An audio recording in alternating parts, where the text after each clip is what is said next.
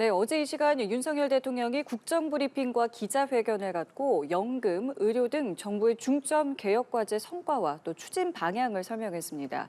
다양한 현안 질문들이 쏟아진 기자회견에서 윤석열 대통령은 국민의힘 한동훈 대표와의 갈등설에 대해선 당정 간에 전혀 문제가 없다고 밝히기도 했습니다. 네, 관련 내용 포함한 정치권 이슈들 김민수 전 국민의힘 대변인, 김수민 시사평론가와 함께 짚어보겠습니다. 두 분 어서 오십시오. 안녕하세요. 안녕하십니까? 네, 안녕하십니까. 자, 어제 이 시간이었습니다. 윤석열 대통령이 국정 브리핑과 기자회견을 했고요. 정부의 개혁안의 성과라던가 향후 어떤 방향에 대한 설명을 했습니다. 두 분께서는 어떻게 보셨는지 먼저 간략하게 들어보겠습니다. 네, 어제 강조했던 것이 윤석열 대통령이 취임 이후에 계속 얘기해왔었던 연금, 교육, 노동개혁 강조하려고 했었는데 비교적 근래에 제기됐었던 의료개혁 문제를 차치하고 보더라도 현재로서 개혁의 방향이 어떤 것인지 좀 가늠하기가 여전히 어렵다라는 그런 총평을 할 수밖에 없었습니다. 비교적 구체적으로 나온 게 연금개혁 얘기였는데 사실 연금개혁 얘기는 이미 구체적인 안들이 나와 있었고 오히려 정부가 이것을 좀 방치하고 있었던 그런 측면들이 컸거든요. 그렇기 때문에 국회에서 했었던 공론화 절차 때도 그런 것들이 충분히 반영되지 않아서 시민 대표단이 오히려 연금 개혁하고 조금 다른 방향으로 선택을 하게 됐는데 그 책임이 사실 정부에 있는 것이고 윤석열 대통령이 모수 개혁이 중요한 게 아니다라고 얘기를 했지만 모수 개혁이라도 먼저 하는 것이 재정 안정에 상당히 기여를 하는데 거기다가 이제 자동 안정 장치 이런 것까지 먼저 얘기를 한 것 이런 것들이 정부가 밀려 있는 진도를 부랴부랴 따라잡으면서 또 이제 그동안 또 심도 있게 논의되지 않았던 부분을 또 앞세우는 이런 결국에 좀 혼선을 야기하는 그런 말들이 아니었나 그런 생각이 듭니다. 그리고 한편으로는 기초연금 강화에 대해서 대통령이 언급을 하셨는데 이 부분은 긍정적으로 판단할 수 있을 것 같습니다. 연금 개혁 같은 경우는 소득 대체율을 올린다고 해도 당장의 빈곤 노인들한테는 도움이 되지 않는데 반해서 기초연금의 확충 이런 것들은 도움이 되기 때문에 거기에 대해서는 긍정적으로 평가를 할 수 있겠고 줬다 뺏는 기초연금 문제도 해결하겠다 이런 부분은 진전이 된 겁니다. 다만 여기서도 나타나고 있는 것은 그럼 그 재원을 어떻게 확보할 거냐. 현재 정부가 세수 펑크에 이어서 감세 조치로 노리고 있는 이런 정책들을 살펴보면 결국에 재정은 축소가 될 것인데 그 재정은 어떻게 될 건지 여기에 대한 무거운 숙제 또한 남았다고 저는 판단합니다. 예. 말씀해 주신 것처럼 연금, 의료 등 아주 다양한 방면에 있어서 이야기가 나왔었고 그리고 또 이어지는 질문들을 통해서도 이재명 대표의 영수회담 제안에 대해서도 입장을 밝혔습니다. 지금 국회에 산적해 있는 여러 문제들을 해결할 수만 있다면 10번이고 못 만날 이유가 없다라고 말을 하면서도 어쨌든 여야가 먼저 원활하게 소통을 해야 된다. 국회 정상화가 먼저라는 입장을 보였거든요. 전체적으로 좀 어떻게 들으셨습니까? 먼저 여기 대통령이 국정의 방향이나 그리고 그 국정 정책에 대해서 국민들에게 이렇게 자세하게 이야기할 수 있는 시간을 가졌다는 거에 대해서 긍정적이라고 생각합니다. 그리고 앞으로도 국민들께 이렇게 좀 세부적인 설명들을 할 수 있는 기회가 좀 많아졌으면 좋겠다라는 말씀을 좀 드리고 싶고 그리고 사실 방금 말씀하셨던 것들인데 이 대통령의 지금 3대 개혁 과제죠. 노동이라든지 연금이라든지 그리고 교육 여기에 이제 지금 이슈가 되고 있는 의료까지 대한민국에서 수십 년 동안 문제가 될 것을 진단하면서도 개혁해 오지 못했던 과제들이거든요. 그래서 이게 아주 짧은 시간 안에 섣부르게 손댈 수 있는 분야는 아니지만 그럼에도 불구하고 윤석열 대통령이 이러한 부분들에 대한 개혁 의지를 명확하게 강조를 다시 한번 함으로써 이때까지 우리가 개혁하지 못했던 이러한 문제들 산적해 있는 문제들에 대해서 국민들께 개혁 의지를 다시 한번 표출했다 하는 것도 굉장히 저는 긍정적으로 봅니다. 왜냐하면 정치인들이 가장 어려운 것이 맞는 방향에 대한 소신을 지키는 거라고 보는데 사실 지금 이런 개혁 과제들이 윤석열 대통령의 지지율이나 인기에 크게 도움이 되지 않거든요.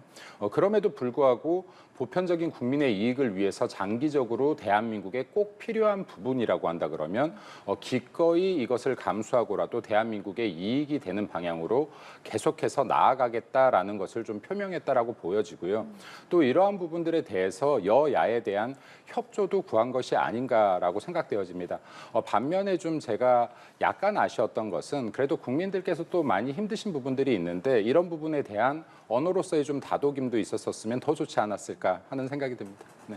예, 이 영수회담과 관련해서 먼저 좀 여쭤볼게요. 이 윤 대통령이 영수회담 가능성에 대한 이제 질문을 받으니까 10번이고 할 수 있는데 일단은 국회 정상화라던가 여야 간의 어떤 소통이 좀 먼저다라고 이야기를 했습니다. 이 내용을 어떻게 네. 좀 해석을 하셨습니까? 그 영수회담 자체도 국회를 정상화하기 위해서 하는 목적이 있는 거거든요. 근데 국회를 정상화하려고 영수회담을 하려고 했는데 거기에 대해서 국회 정상화부터 먼저 하고 오라. 이렇게 얘기하는 거는 결국에 이게 닭이 먼저인지 알이 먼저인지 이 논쟁으로 가는 거라고 보여지고, 예를 들면 지하철에 사람이 꽉 막혀가지고 좀 누군가 나와야 된다 하면 문을 열어줘야 됩니다. 그렇게 해서 나와야 되는데 문을 안 열어주고 운영자 측에서 해소부터 안에 그 사람들이 몰려 있는 것부터 해소하세요. 이렇게 얘기하는 것과 다르지 않지 않나 이렇게 생각이 들고, 그리고 윤석열 대통령이 계속해서 강조를 해왔던 게 당정 일체라는 거였습니다. 여당과 대통령실 정부의 일체를 강조를 했는데, 그렇다면 국회 주요 운영 주체인 여당의 본인도 일원인 것이고, 그리고 실질적으로 국정의 최고 책임자이기 때문에 여당에서도 실질적 최고 지도자죠.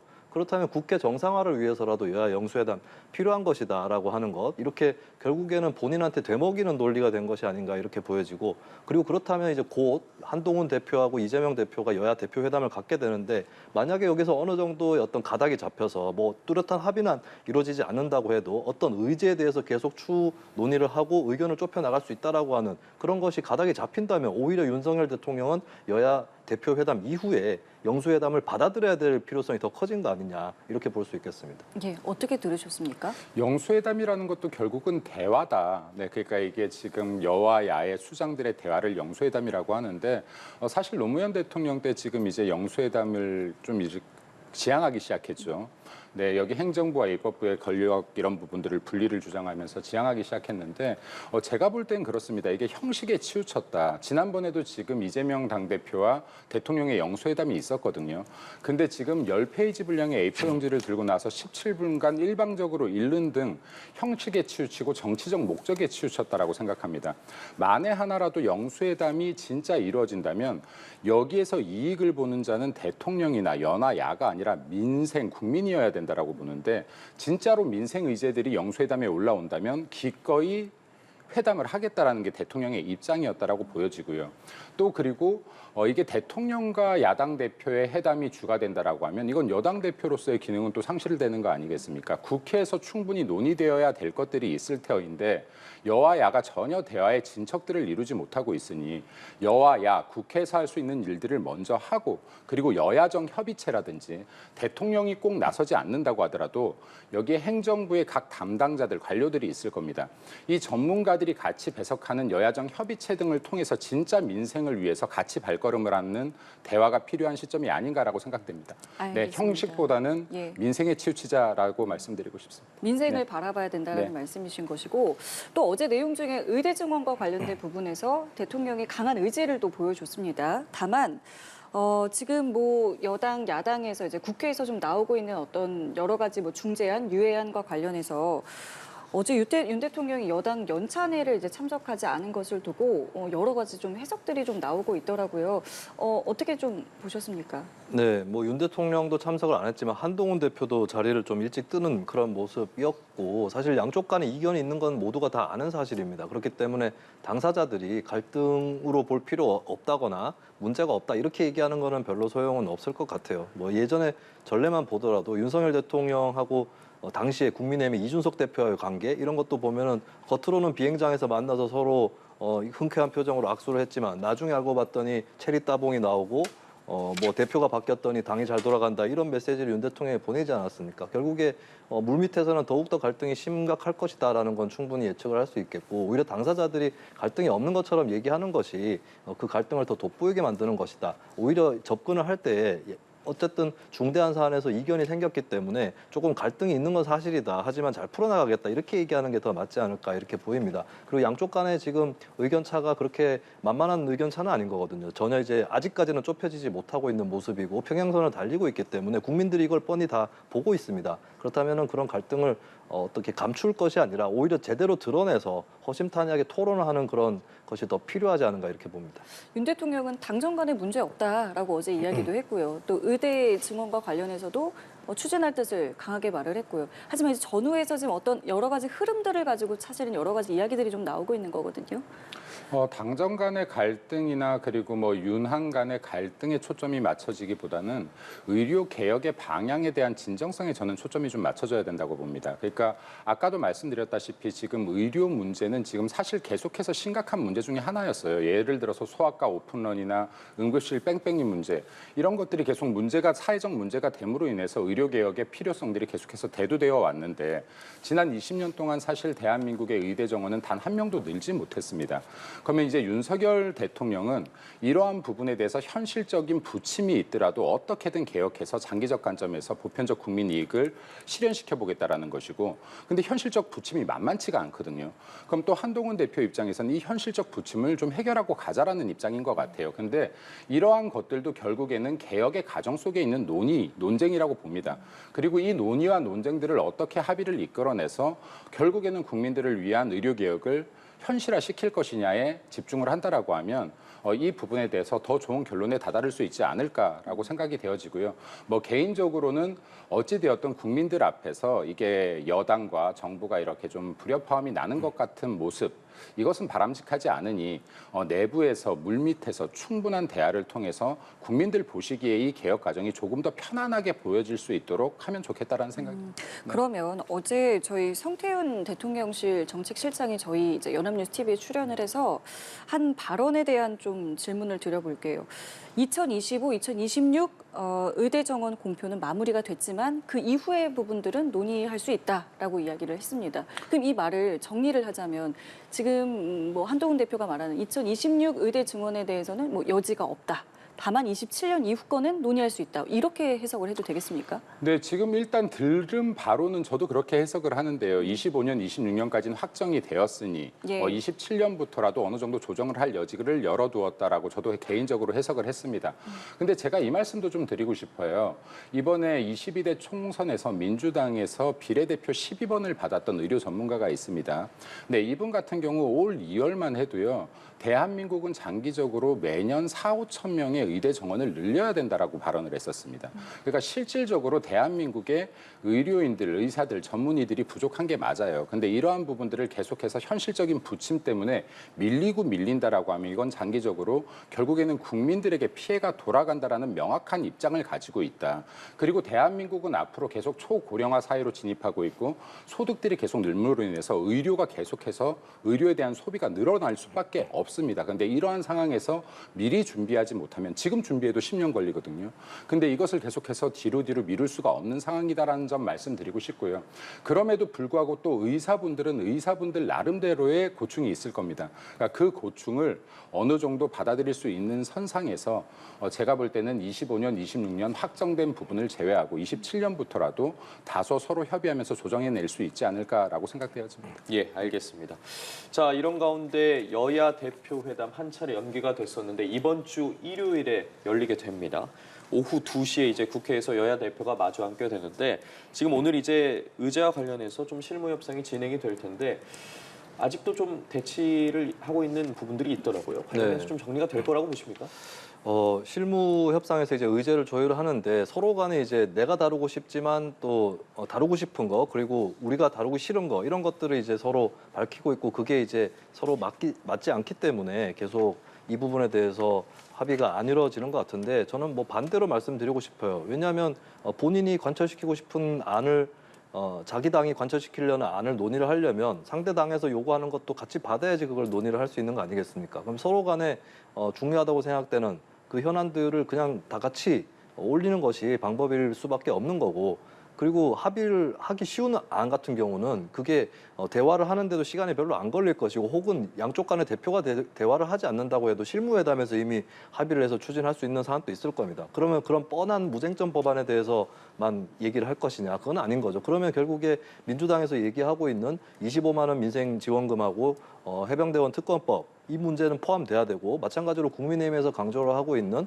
뭐 금융투자소득세 문제라든지 종부세나 상속세 이런 거에 대한 문제들도 포함이 되는 게 맞다. 양쪽 간에 바라는 것이 있고 또 상대방 입장에서는 다루기 곤란한 것이 있다고 한다면 일단은 그래도 같이 섞어서 다루는 게 맞는 거고 그 자리에서 다 합의를 볼 필요는 어차피 없는 거 아니겠습니까? 앞으로도 논의를 해볼 수 있는 거고 다만 앞으로 논의를 어떤 방식으로 한다. 그리고 현재까지 뭐 완전하게 모아진 건 아니지만 대략 어떤 방향으로는 양당이 동의를 하고 있다. 이런 것들까지 명문화하는 것만으로도 의미가 있기 때문에 의제 조율에서 너무 지나치게 삿바 싸움에 힘을 쏟지 않는 것이 바람직하다고 생각합니다. 예, 저희가 앞서 뭐 다뤘던 의료개혁이라던가 말씀해 주신 뭐 해병특검법, 뭐 민생지원법도 있고 사실 계속해서 어쨌든 신경전이 이어지고 있는데 좀 어느 선까지 테이블에 오를지 또 어느 점을 저희가 좀 눈여겨봐야 될까요? 전 이 회담 자체의 진정성이 제일 중요하다고 생각하는데요. 전 이재명 당대표가 전당대회가 끝나고 나서 여야 대표 회담을 제시한 것 자체가 겉으로는 민생이라고 포장되어 있는데 실질적으로는 정치적인 발언이었다라고 생각해요. 그러니까 지금 이제 야당의 전당대회가 이슈화되지 못했던 부분이라든지 그리고 이제 이재명 일극 체제가 강조됐던 부분 때문에 정치적으로 던진 말이었다. 왜냐하면 준비가 안 됐었어요. 의제에 대해서조차도. 근데 이제 이것을 실제로 수렴해 나가는 과정인데 저는 좀 질문과는 다른 말일 수 있는데 이런 말씀 드리고 싶습니다. 이게 의제를 어떤 걸 올린다라고 해서 협의가 될까요? 그러니까 이게 또 정치적인 논란만 가중시킬 것이라고 하면 좀 정쟁이 되지 않을 만한 의제들을 올리고 만약에 이게 공개로 한다면요. 그래서 정말 민생에 대한 이야기들을 위주로 냈으면 좋겠고 비공개로 된다라고 하면 의제 제한 없이 좀 이야기들도 많이 했으면 좋겠습니다. 근데 아예 주제에서 벗어난 얘기인데 이번에 축구 대회 했지 않습니까? 저는 좀 이런 게 좀 자주 되었으면 좋겠다는 건데요. 왜냐하면 굉장히 이질적인 대화를 한다라고 하면 자주 보고 자주 대화한 사람들끼리 소통이 됩니다. 근데 지금 여야는요. 어떠한 이야기를 해도 소통이 되거나 협의를 이끌어내기 굉장히 힘든 구조라고 봐요. 그러니까 좀 여야 대표들도 만나서 소주도 한잔하고 대화도 커피 타임도 좀 하고 축구 대회도 하고 하면서 서로에 대한 이런 것들부터 좀 무너뜨려져야 진짜 민생을 위한 이야기가 나올 것인데 예를 들어서 여당에서 민생에 대한 긍정적인 이야기를 했는데 이거 이쪽에 너무 유리하겠어라고 하면 야에선 반대를 하고 야에서 민생에 대한 이야기를 했는데 이게 여당에서 볼 때 야당만 띄워주는 꼴이 하면 반대를 하고 그럼 이게 정치의 헛바퀴뿐이 돌 수가 없다. 그래서 여야 대표뿐만이 아니라 여야 의원들도 국회에서 보면 서로 인사도 안 하고 지나가시거든요. 인사도 좀 잘하고 자주 만나셔라라는 말씀 드리고 싶습니다. 알겠습니다. 아마 모두의 네. 바람이 아닐까 싶은데요. 자, 이런 상황에서 윤 대통령이 김문수 고용노동부 장관 후보자의 임명을 제가했습니다. 일단은 임명 제가에 대해서 좀 어떻게 보셨는지 듣겠습니다. 저는 벌써부터 윤석열 대통령이 퇴임할 무렵에 뭐 어떤 언론하고 인터뷰를 갖지 않겠습니까? 그때 뭐라고 말씀을 하실지가 이미 귀에 들려오는 것 같아요. 노동 개혁을 하고 싶었는데 노동계랑 대화가 안 돼서 못했다라고 하실 것 같습니다. 왜냐, 김문수 장관과 같은 분을 임명을 했을 때 노동계하고 대화가 제대로 되겠습니까? 노동 개혁이라는 게 도대체 윤석열 정부의 방향이 뭔지도 잘 모르겠거니와 그것을 한다고 치더라도 김문수 장관의 현재 태도 이런 것들이 노동계하고 대화할 수 있는 태도는 아닌 거거든요. 지금 화면에도 나오고 있지만 차라리 국민의힘의 이미자 의원이라든지 김영동 의원이라든지 이런 분들은 노동 현장과의 호흡 경험 이런 것들도 있기 때문에 그나마 좀 기대할 만한 것이라도 있을 텐데 근데 김문수 장관 같은 경우 자꾸 옛날에 노동운동한 것도 얘기를 하는데 그게 80년대 중반의 일입니다. 40년 가까이 된 일이고 정당적으로도 진보 진영을 떠난 게 30년 전의 일입니다. 그리고 그 이후에 개혁 보수의 중도 보수의 길을 걸었느냐 그게 아니라는 게 이번 발언이라든지 과거 전력 이런 것들로 다 드러나고 있는 태극기 부대에 대변하는 정치인이었다는 점 이런 점들 심지어는 윤석열 대통령한테도 예전에 뻘건 윤석열이라고 얘기했던 거 이런 것들을 봤을 때 과연 이게 노동계하고 대화를 할 수 있는 사람인가 그러니까 노동계하고 대화 안 하려고 임명한 장관밖에 더 되는가라는 생각이 들고요. 그리고 김문수 장관이 최근에 임명자가 최근에 한 얘기를 들어보면 긍정적인 게 이제 5인 미만 사업장으로 근로기준법을 확대 적용하자 이 얘기를 하셨는데 사실 그게 윤석열 정부의 방침이라면 굳이 그거를 김문수 장관이라는 사람을 통해서 할 이유는 없는 거거든요. 예, 그렇고 이제 그러면 김문수 장관이 재계라든지 또 극우 진영이라든지 이쪽을 설득해서 노동개혁을 끌고 갈 수 있는 그런 사람인가? 그게 과연 되겠는가? 그것조차 쉽지 않을 거다. 이걸 봤을 때는 윤석열 정부의 노동개혁은 이미 이제 거의 물거품이 된 것이 아닌가 이렇게 보여집니다. 대통령의 인사가 분노를 키운다. 민심에 어떤 심판이 있을 것이다. 민주당에서도 상당히 강하게 발언을 했습니다.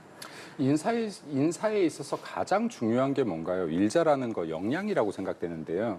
대한민국 인사검증은 역량에 치우치기보다는 개인적인 사적인 발언들이나 그리고 사적인 이 삶에 대해서 계속 파헤치는 경우들이 많다고 생각합니다. 근데 김문수 지사 같은 경우는 누구도 부정할 수 없이 1970, 80년대 대한민국 정말 노동운동을 이끌어왔던 사람이고요. 따라서 뭐 대학도 24년 만에 졸업하지 않았었습니까? 근데 이것은 무엇이냐면 취약계층, 취약 노동자들의 삶을 정말로 잘 알고 있다. 그리고 윤석열 대통령이 개혁하고자 하는 노동개혁은 지금 노동계에 대한 개혁, 강성노조에 대한 개혁을 얘기하는 것이 아니라 진짜 취약계층들을 위한 대화가 이루어져야 된다에 전 초점이 있다라고 봅니다. 지금 이미 강성노조들은 근로자들을 위한 집단이라기보다는 너무 많은 변질을 해왔고요. 뿐만 아니라 23년도에 압수수색 과정에서 북한의 지령문이 발견된다던가 북한의 충성맹세문이 발견된다거나 하는 일들도 있었습니다. 이 지금 민주노총, 민노총이라는 이 집단 자체가 얼마까지 변질되어 있는지는 수사와 조사가 더 이루어져야겠습니다만은 확실한 것 하나는 취약 노동자들을 위한 집단은 더 이상 아닐 수 있다. 이미 그들만의 리그, 카르텔이 되었을 수 있다는 겁니다.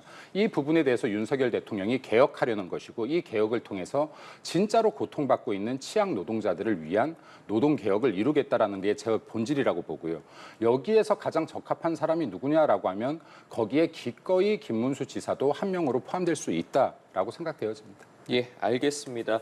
오늘도 정치권 소식들 다뤄봤는데요. 지금까지 김민수 전 국민의힘 대변인, 김수민 시사평론가와 함께했습니다. 두 분 말씀 고맙습니다. 감사합니다. 감사합니다.